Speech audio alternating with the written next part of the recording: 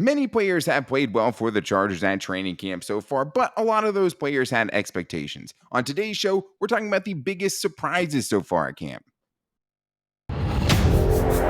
You are Locked On Chargers, your daily podcast on the Los Angeles Chargers, part of the Locked On Podcast Network, your team every day.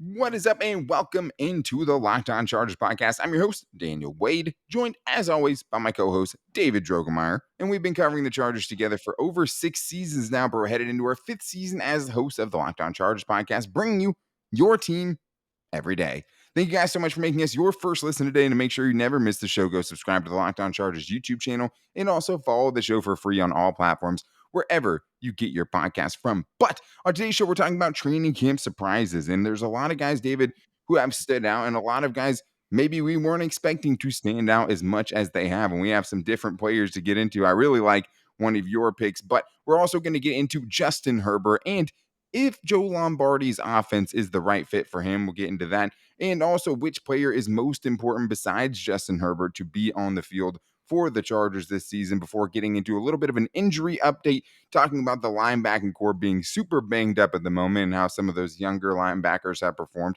and also getting into Donald Parham being out and much more. But it starts, David.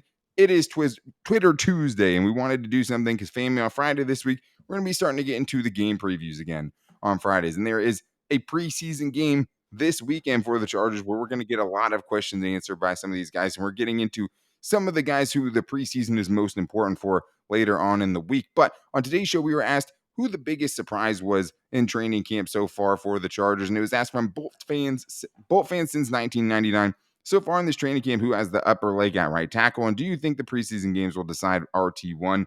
Who is your surprise training camp player so far? So we did talk about the right tackle situation seemingly every day. I mean, there's something about that. But yes, preseason right now, that's going to decide things at right tackle. And right now, it's pretty even between Trey Pipkins and Storm Norton. I do want to focus on the biggest surprise, though, David, because that takes expectations into it, right? Keenan Allen's been awesome so far during training camp. Not surprised by it. Justin Herbert's been great. Not surprised by it. So the biggest surprises so far, who do you want to start with? Yeah, I mean, I think that we have to start with the biggest surprise of them all. And it's about how he was doing it. Like, we all expected him to have a role, but we didn't know how many other roles he was going to take on just because of his play. And we're talking about DeAndre Carter here. DeAndre Carter has been everywhere in training camp, scoring touchdowns left and right, whether it's with the first team, second team, third team. It doesn't seem to matter. The quarterbacks enjoy throwing the ball to him. His quickness, his ability to get open on, just suddenly on routes, the same things that make him super effective as a punt returner is making him a very good receiver on offense. And I think it's a guy that more and more as the days go on, you can see him really kind of entrenching himself in this offense as a weapon we didn't really expect to see. 100%. I mean, he is the biggest surprise, I think, for sure, as far as what the expectations were, which were, hey, this dude is going to come in and be your main punt returner, and everything on top of that we'll see, right? Because, he had one season really of receiver experience on a banged-up Washington Commanders team that had Taylor Heineke at quarterback. So, he didn't have the best situation, and he hadn't been used like that for much of his career. Looks like he's been underutilized by the teams he's been on before, because he has been a terror at camp. Does it ever. The biggest play from Justin Herbert during the scrimmage, ended up being a 35-yard pass.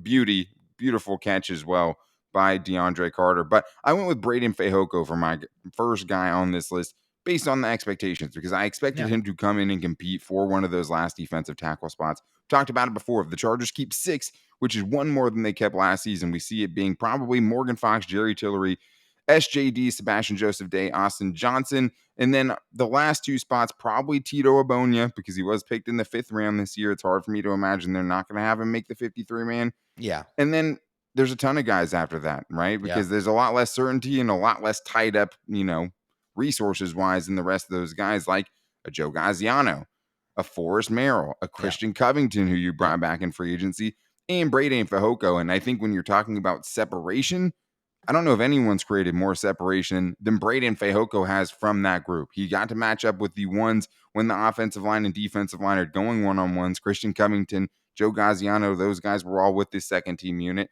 And he just seems like every practice I've gone to, he's made a play. Really only counts in the padded practices, right? Because he's a defensive lineman. But it seems like anytime I'm reading any kind of notes, anytime I'm going to the practice myself, Braden Fehoko is standing out. And it does seem like he has created some separation there. Well, hey, there's opportunity for him. There's opportunity for Braden Fehoko after what he did last year in limited snaps. He was very, very productive against the run. And I think this was the guy we were all wanting to see on the field more often in those situations, and we didn't get to see it. And I think in training camp earlier on this year, we are seeing it. We are seeing him in those situations, and he is making the most of them. He is shining so far in training camp. Another one of my guys, I think, is probably going to be someone that might be a little bit of a surprise for some people. It's actually the punter, J.K. Scott. I really have enjoyed hearing the reports of the insane hang time, because that really allows your coverage units to get down there and kind of quell any type of return that they were trying to get. And also the directional punting as well. The ability to drop those punts inside the 20, inside the 10, to have them go out at, behind the 5-yard line. Those are all things we have not seen since Mike Cyphers was the punter of the Chargers. And I think that's an underrated weapon that I think is going to really help the Chargers improve a very bad special teams unit this year. Yeah, 100%. I do think it's an underrated part of the Chargers' improvements, because I think the special teams are an underrated part of why the Chargers were so bad last season, because the defense obviously was a bigger part. Special teams is hugely important, and this is a big step in the right direction, because that dude has been booming rockets. I mean, you're talking 5 seconds of hang time, like the average in the NFL is like 4.5 seconds. They're going super far as well, which is always important. But that was just such a weak unit for the Chargers. You upgrading on an all-pro long snapper, so the operation itself is getting off much quicker than it ever has been. And J.K. Scott, to his credit, gets the ball off quicker than Ty Long did, at least from what I saw last year in training camp. A little different in the game, right? You can't be out there shanking punts when it matters. So far, though, I mean, I think that is a guy where I'm like, I was surprised, when I saw him out there just dropping those bombs. But another guy, I mean, there's a bunch. I mean, Jasir Taylor, Dean Leonard, both those guys have surprised me, because I thought, it would be hard for them to make plays early on, being corners, 6th and 7th round picks early on. I'm going to go with Jamari Sawyer. I almost went with Bryce Callahan too, just because I know he's been good, but I've been out there and just so many pass breakups. Just seems like he's making plays all over the middle of the field. A perfect slot corner. Stay healthy, Bryce. Stay far healthy, bud. in training camp, right? I'm going to go Jamari Sawyer though, because I love it. It seems to me like he's, what is that? G3, the third guard, the next guard off the bench. And what makes me think that, first of all, is it seems like lately they've been giving him more snaps at right guard, which would be Zion Johnson's backup, when originally he was going in at left guard behind Matt Filer with the second team offense. Haven't seen much out of Brendan Hymas, but when you see this dude physically, he looks like he's ready to go. He's a super strong dude. He really does. Huge dude. And just seeing that dude, a 6th round pick, going up in some of these one-on-ones, I've just been really impressed with what I've seen. I've seen some positions more than others, but those one-on-ones between the offensive line and defensive line are definitely what I'm looking at the most when I'm out there. Jamari Sawyer has been really, really impressive. I don't know how this dude dropped to the 6th round. Yeah, still scratching my head. Still don't understand it. One of the guys I have personally evaluated and watched tape on was very, very impressed with. I just don't understand. But hey, that's every other team's fault for not taking him earlier, and the Chargers' potential gain for taking him and getting him in the 6th round. But I saw a picture of Jamari Sawyer and Zion Johnson standing next to each other, and Zion Johnson looks like an absolute tank, but Jamari Sawyer looks like a guard, like a guy that is in the middle of your offensive line, that is going to be a guy that's going to take up space, and it's going to be very difficult for you to move. And it seems like he's played that way. And you already kind of feel better about the depth of the offensive line, just knowing that Jamari Sawyer is a part of that group. And you can't help but wonder how long it's going to take for him to be a part of the future plans of this offensive line.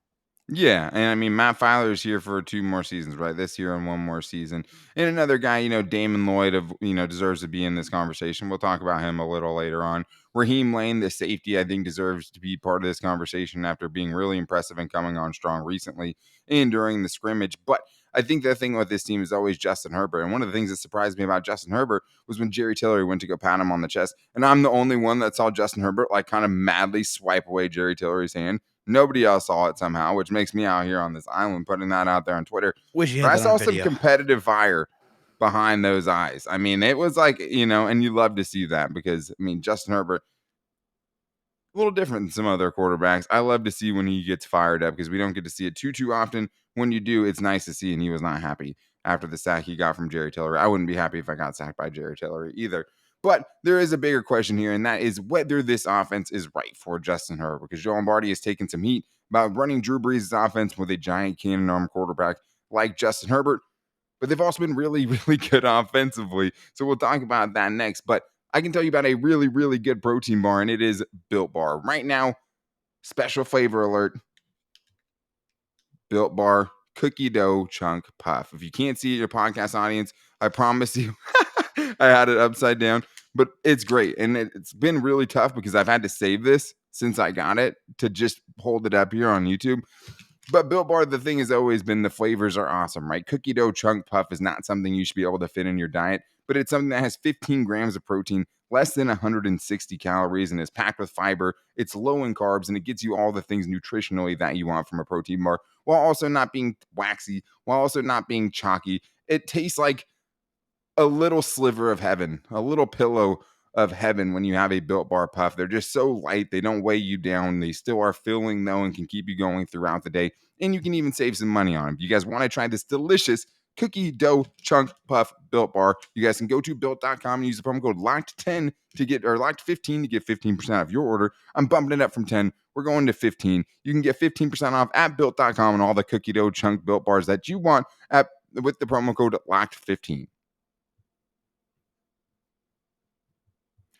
All right, David, we talked about the biggest surprises so far at Chargers training camp, and there's been a lot. I mean, a lot surprises you every season, and there's going to be 10 new guys who are going to pop up during preseason, right? Or 10 guys who solidify their cases even more. But one guy you don't have to worry about is Justin Herbert, right? The superstar quarterback of the Chargers. And we have a question here from Alvin, ever cynical Alvin. Alvin, thanks for contributing to the show today on a Twitter Tuesday. But Alvin asked us on Twitter, is the Chargers offense really built around Justin Herbert's strengths?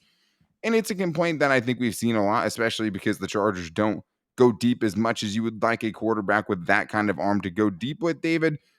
But I think with the Chargers, the one thing that you're hoping is, okay, we've seen one season of it. If it doesn't evolve, then maybe you start to have a problem. Yeah, I think that's definitely the focus here is just, hey, also let's not forget. I mean, that was a top 5 offense that we saw last really good last offense, year. yeah. A really, really good one. And Justin Herbert was throwing the ball all over the yard. But I think you see him make throws every single game that make you want to go, why aren't we seeing that more often? Sure. And I think that's probably why, people get a little bit frustrated. But also, let's remember, this was the first year of the offense for Justin Herbert and for all of those guys, all of the skill position players, all the offensive linemen. They all had to learn that all at the same time. And now they all have that inventory of experiences throughout the season to be able to go into this second year of the offense where I think they're going to be able to do things a little bit differently. Justin Herbert's going to be able to see and discern defenses a little bit better, be able to call a bigger menu of plays like Brandon Staley said earlier in press conferences. So I think you will see a different version of the offense. I think for me, it's just maybe being a little bit more explosive on the early downs, right, Daniel? Just maybe taking a few more shots early on, because last year they did not. It seemed like they ran almost automatically on first and second down and put themselves in unfavorable third and long situations. So I think that's probably one of the evolutions I'd like to see the offense take, is just being a little more aggressive on the early downs. It wasn't that they just ran the ball on first down all the time. It was just the passes they were choosing to do, for the most part, a lot of short passes when they weren't running the ball. It wasn't the Anthony Lynn, offense where it was like, it seemed like it was more dictated to do that. They made improvements. It just wasn't, you weren't taking shots. Like, yeah, statistically, the best time to take shots, to take deep shots, is on early downs. And the problem is according to Warren Sharp, right, which is one of the things that kind of stirred this conversation up, he was 36th amongst 42 quarterbacks as far as his average depth of target, where he's targeting his receivers when he's throwing it, right? So he's targeting his receivers much closer than most of the other quarterbacks in the league. What it doesn't tell you is that Patrick Mahomes is also below him on average depth of target, We're not questioning Andy Reid whether he's running the right offense for Patrick Mahomes in Kansas City, right? No. That doesn't tell the whole story. I think the other thing is two things. Are the shots there and Justin Herbert's not taking them, right? And then deciding he's going to dump it down, or right, sees pressure, doesn't know if he has enough room to fit a ball in. And the other thing is do the Chargers have a personnel to be the air it out, go down the field all the time team? I don't know. I mean, obviously they don't have a speedster that's a super reliable receiver that, is a number 1 or number 2 guy. None of those guys are running the 4.3s. But then again, Cooper Kupp runs at 4.6, right? And he's out there catching plenty of explosive passes. And the Chargers had plenty of explosive plays. It just wasn't of like the 50-plus yard variety. It wasn't him totally just airing it out and seeing how far he can throw the ball. And I do think there is a happy middle ground. I mean, Joe Lombardi did come from the Drew Brees offense. You don't want him to turn into a guy who's just running, throwing to a bunch of option routes and stuff like that. But Justin Herbert's also extremely smart, very accurate, has really good ball placement. So you don't want to see him doing that all the time. Yeah. But this offense does play it to a lot of his strengths, just maybe not, just the deep ball part of his strengths. And that's the thing is like, yeah, just because they're not throwing a deep a lot doesn't mean they're not playing to the 55 other strengths that Justin Herbert has.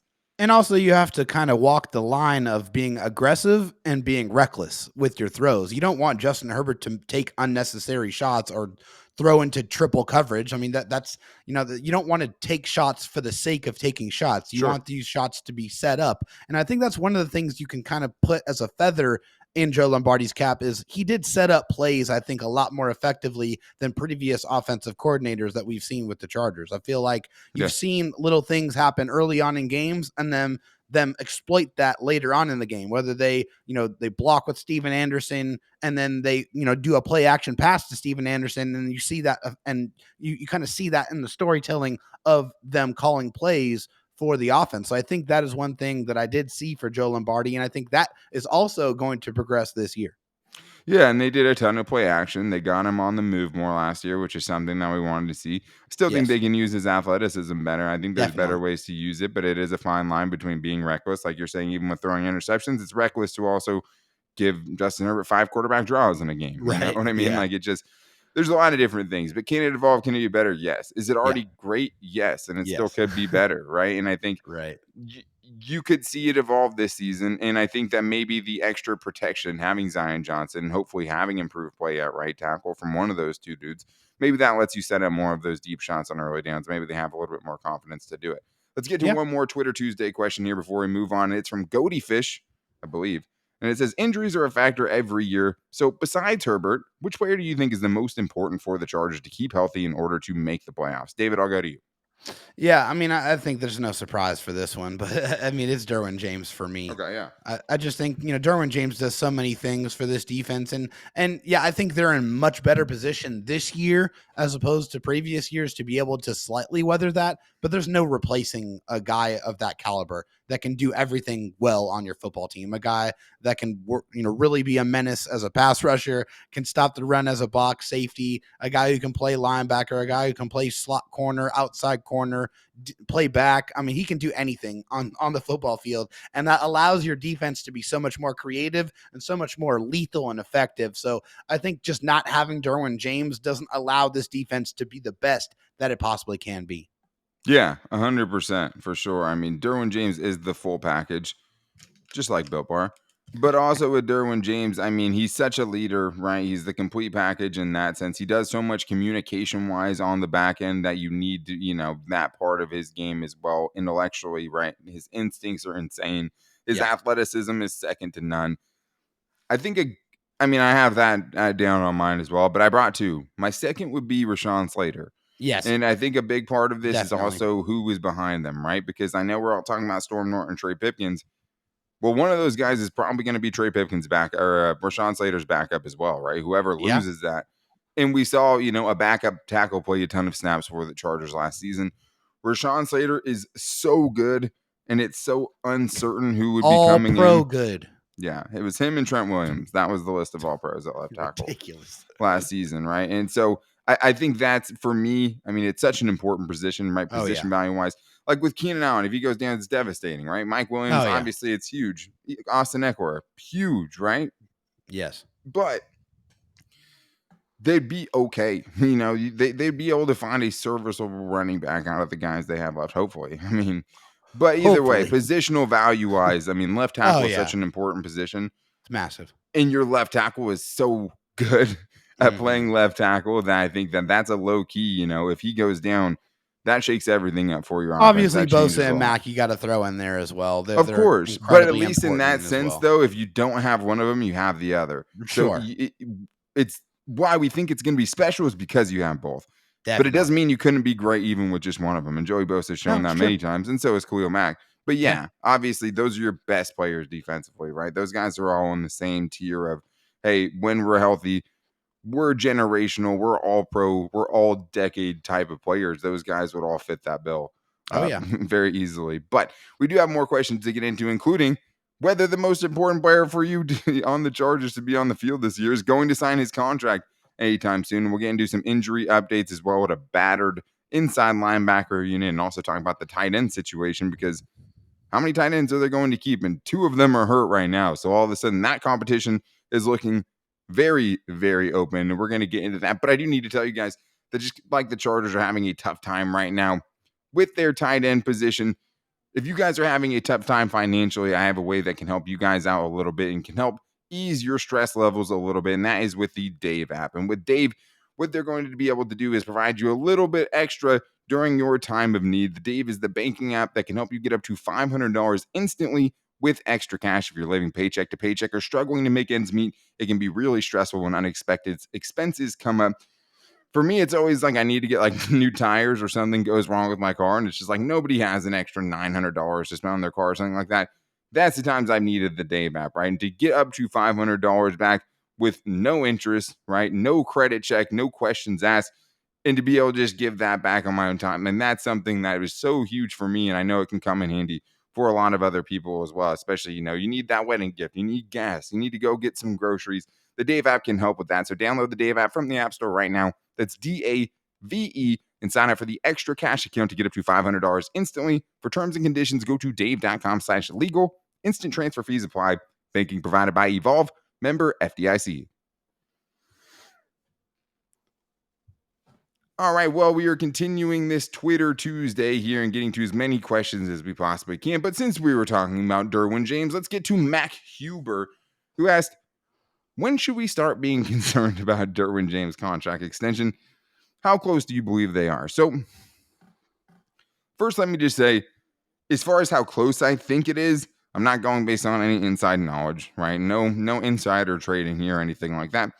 But I do think the only thing we can go off of is basically what we're hearing people say, right? And kind of what the vibe of it feels like. Maybe that starts to feel a little different.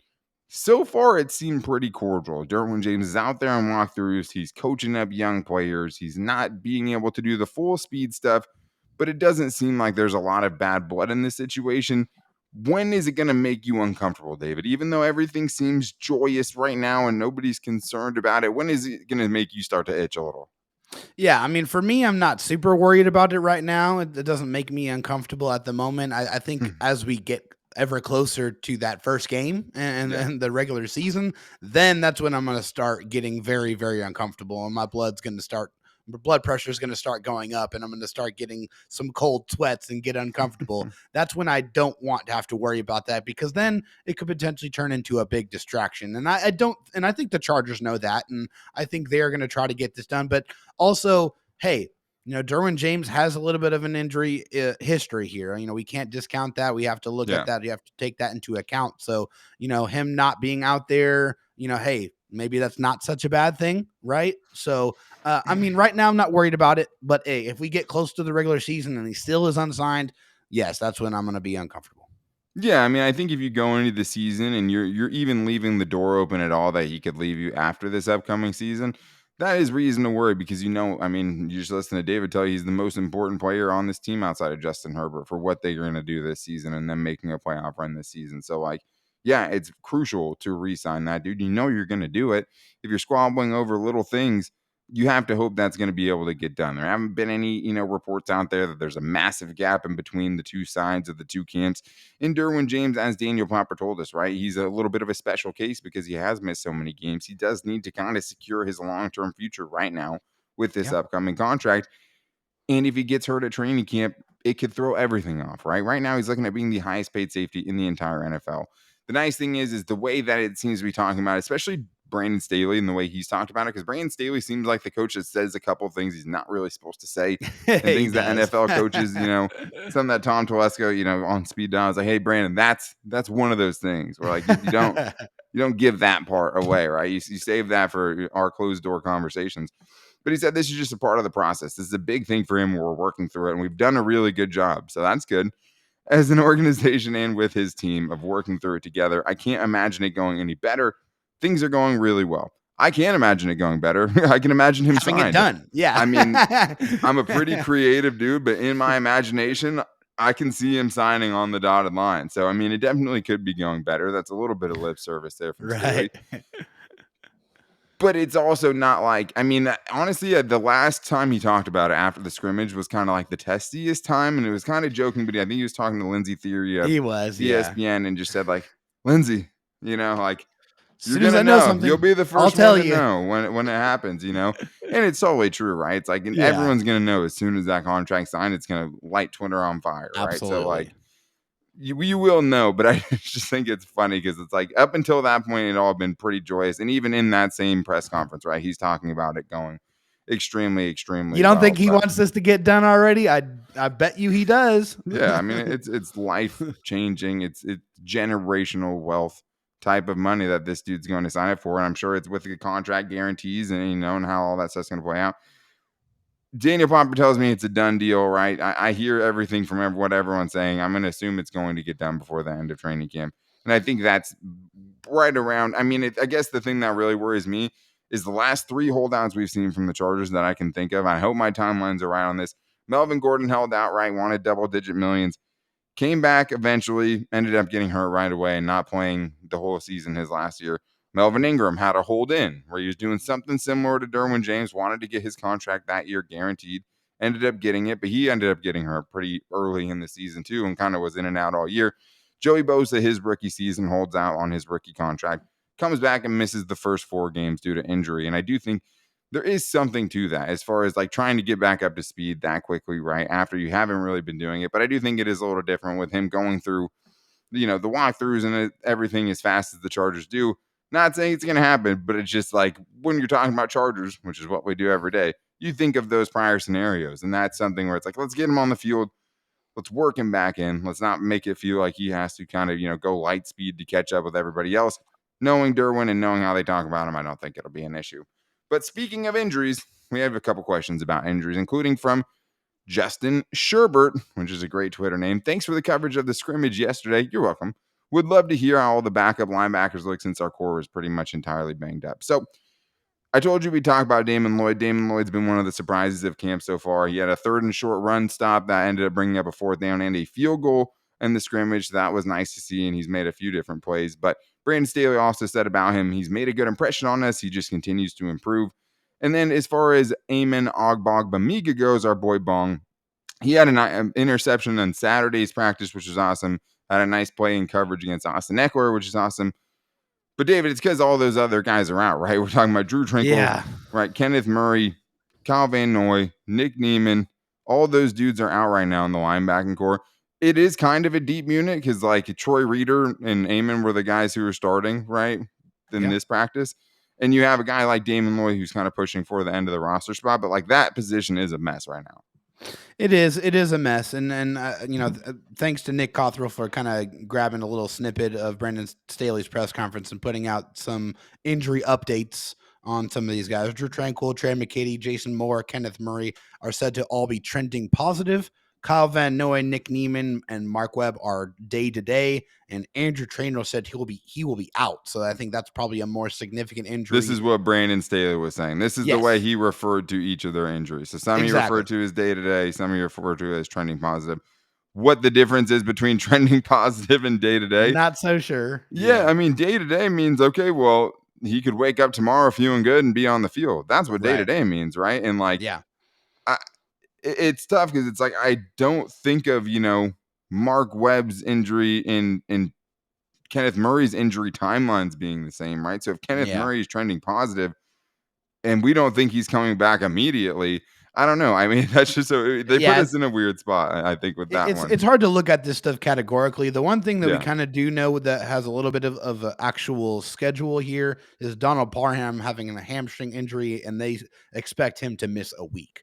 So thankfully, it's not Yeah, something more, and even that he more didn't even strenuous really and more say. Like, difficult. it's just it seems like, okay, well, he's not going to play this week, Right. is what it more seems to be. But I think the bigger thing, David, is with pretty much all those guys except for Andrew Traynor, and Kenneth Murray working his way back. A lot of Soft them he's tissue. saying are soft tissue, right? Which Yeah. is sucks because it can linger, if it's not treated right. But it's also nothing structural that's going to keep these important players out for the Chargers. Yes, that is very, very important. And unfortunately, this is something that's very common at this point in training camp. A lot of these soft tissue injuries, whether it's a hamstring or a groin injury. But I think the one thing that kind of gives you some solace or, some positive thoughts on this is how well the Chargers sports performance team handled the injuries last year. I think they did a phenomenal job of trying to keep these guys in shape and feeling good as they can to get them to be able to play on Sundays, Mondays, and sometimes on Thursdays. So I Mhm. think that gives me some good feelings that the sports performance team is going to be able to take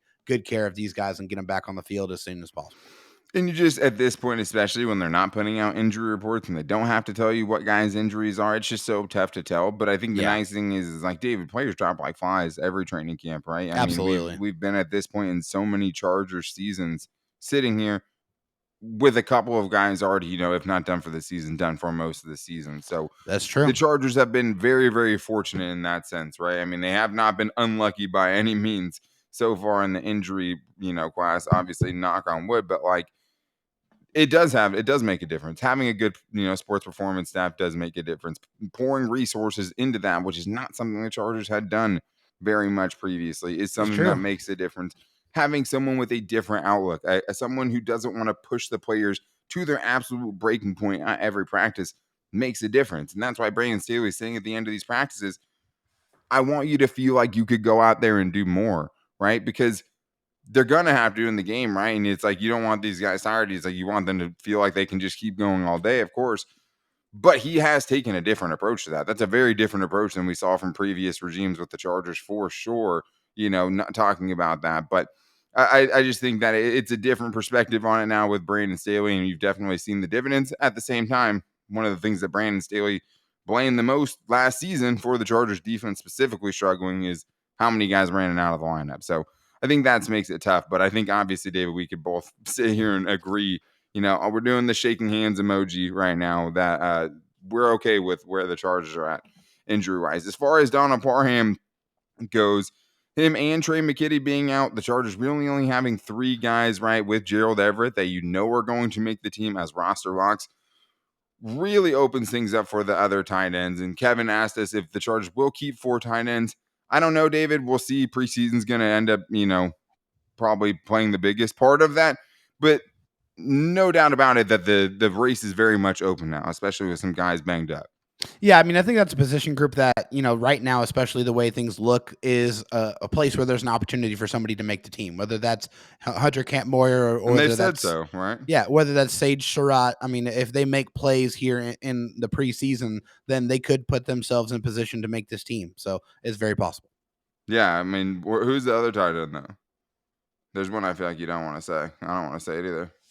Eric Cromenhook, something like that. Yeah, But Chrome and Hawk. Yeah. Cromenhook, Daniel Jeremiah said at the scrimmage. I can't remember how he said it, though. Either way, he's not making the team because nobody can say his name. So no, but I mean, it definitely opens things up for that position battle, and they kept 4 tight ends last season.